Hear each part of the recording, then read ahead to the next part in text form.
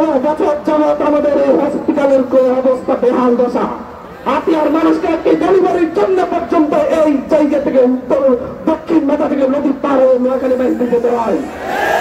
এই হাতিয়ার 7 লক্ষ মানুষকে জিম্মি করে সদর কয়েকটা প্রাইভেট হসপিটাল গড়ে উঠেছে, যেখানে রাজনৈতিক দলের নেতারা এইসব গড়ে তুলেছে, ব্যবসা বাণিজ্য সৃষ্টি করেছে।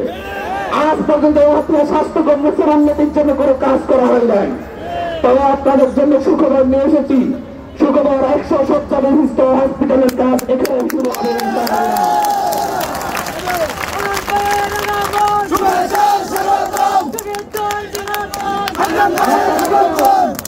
আপনি কি হাতিয়া নিউজ চ্যানেলে নিউজ পাঠাতে চান? তাহলে এক্ষুনি আমাদের হোয়াটসঅ্যাপ নাম্বারে মেসেজ করুন 01830996504।